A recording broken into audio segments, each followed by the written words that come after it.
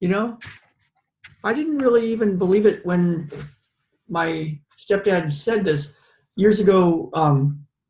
A big storm had just come through Texas, Del Rio, Texas, and this building that we had built, partly built anyway, money that my grandparents had given my dad and our family to build our house. The whole building had fallen down in a storm. It was like it had been already up for a couple of years, partially built, and they basically ran out of all the money and didn't ever get to build it. But I remember my dad, my stepdad, had this dream of building a house in the shape of an H, like our last name H, and it was going to be this house where we could all have our friends come over and just entertain people and just have a really good time, a good life out by Del Rio, Texas.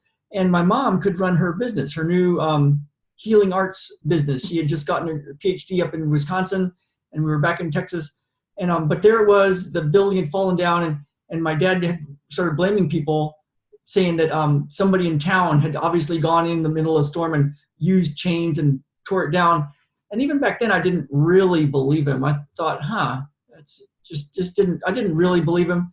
But, you go along with it when you're a little kid. You just kind of like, go with it. But I think that might have been the driving force that got me doing stuff.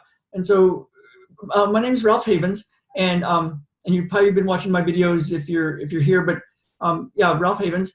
And one thing that I noticed today, as I was, I'm doing a bunch of work today from home, and it's been really cool.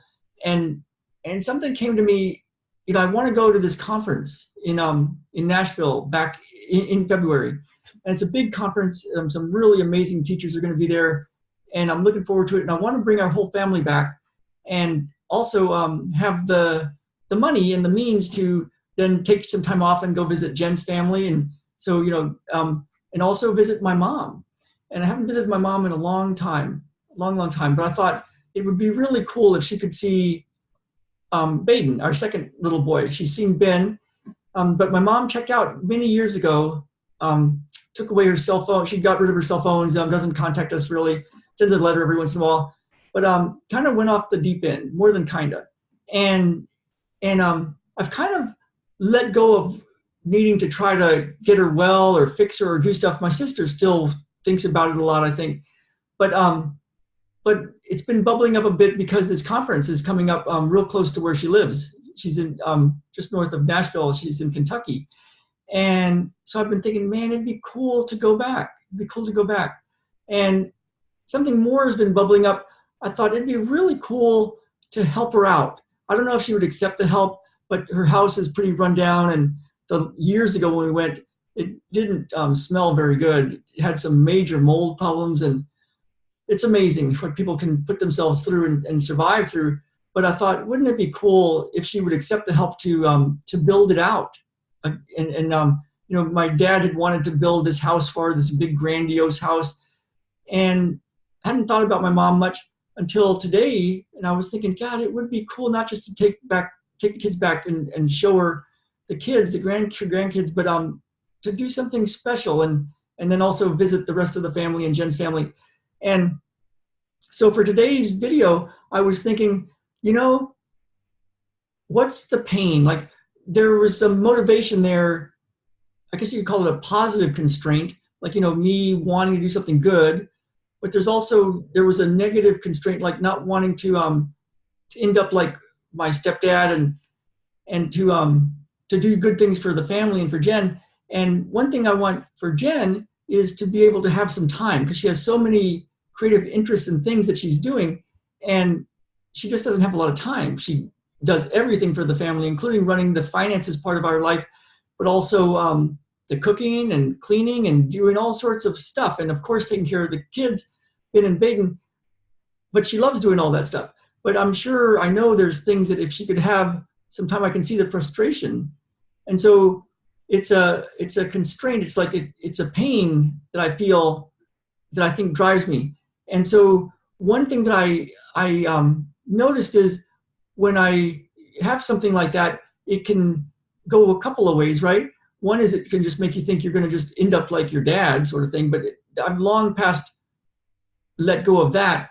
And now it's more of a positive thing. How can I create something for our family? And even now I'm thinking about my mom again.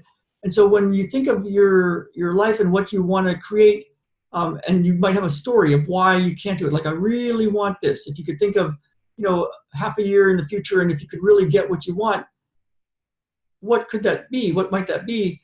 And then you could put this word afterwards, but you can't do it because of, and then that's of course your story, right? So with your story, there's ways to go clear that. And so it can be something that drives a lot of action. You just make a decision that you're not going to let that story run your life. But there's also something really useful about the pain that comes with that story. And what I found is there's a way to not run from it, but to go right into it. And when you go into it, it can clear, but not by thinking about it, not by trying to fix it, but by just staying right in it, and not wallowing in it. But there's a way to go into it, and then it clears. And so that's what I want to get you. It's this thing that I've been using. I do it for myself every day, and I'm on a mission to get this to as many people that will listen and use it. Because whether it's a big goal that you have, kind of like my goal to help Jen get the kind of help she needs so she can do a lot of the good stuff in her life and do this trip for our family, or if it's the pain of not wanting to live the way you were brought up, not wanting to fail like that, to want to succeed instead. Whatever that pain is, there's a real benefit to going right into it without techniques, without just trying to force your way through it. And that's what I want to get for you. So there's a way to do this. And I'm going to put later in the sections up here links to grab the thing that I use, the way to go deep into the pain and then not wallow in it, but go right into it and let it clear, let it totally clear, so that then you can use all these motivations to help get what you want. And then there's also a link that I'll put up here for of my Enlighten Up and Get What You Want full course, and you can go through. I walk you through how the different parts that it can help you with too. So, but at the very least, there's 2 PDFs and a video that goes through the whole thing. And that's interesting. I'm trying to figure out my GoPro, and it just keeps messing up today. But